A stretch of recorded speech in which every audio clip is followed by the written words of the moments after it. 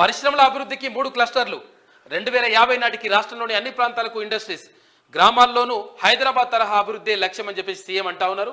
1000 నుంచి 3000 ఎకరాలకు pharma village friendly పారిశ్రామిక విధానంతో ముందుకు. గత ప్రభుత్వంలో నిరుద్యోగులను మేము భారంగా భావించాం.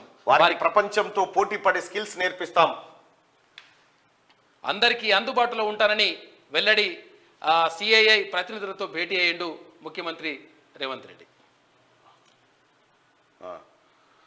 రైట్గా రాష్ట్రమంతటా 2050 నాటికి పారిశ్రామిక వృద్ధి జరగాలనే లక్ష్యంతో మెగా మాస్టర్ ప్లాన్ పాలసీ 2050ని రూపొందిస్తామని సీఎం రేవంత్ రెడ్డి వెల్లడించారు. పరిశ్రమల అభివృద్ధికి పెట్టుబడులను ఆహ్వానించేందుకు రాష్ట్ర ప్రభుత్వం సరికొత్త ఫ్రెండ్లీ పాలసీని అనుసరిస్తున్నదన్నారు. హైదరాబాద్ ఒక్కచోటే పారిశ్రామిక అభివృద్ధి కేంద్రీకృతం కాకుండా తెలంగాణలోని అన్ని ప్రాంతాలు హైదరాబాద్ తరహాలోనే అభివృద్ధి చెందాలని ఆకాంక్షించారు. గ్రామీణ ప్రాంతాలకు పరిశ్రమలు విస్తరించాలనేది తమ లక్ష్యం అని చెప్పి ఆయన స్పష్టం చేసిరు.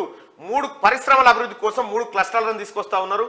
2050 నాటికి రాష్ట్రంలోని అన్ని ప్రాంతాలకు ఇండస్ట్రీస్ వచ్చేలాగా ఏర్పాటు చేయబోతున్నట్టుగా ముఖ్యమంత్రి రేవంత్ రెడ్డి చెప్పారు. సీఎం రేవంత్ కు మేమోంటో ఇస్తున్న విశాఖ ఇండస్ట్రీస్ జేఎండి జి వంశీకృష్ణ, పారిశ్రామికవేత్తలు.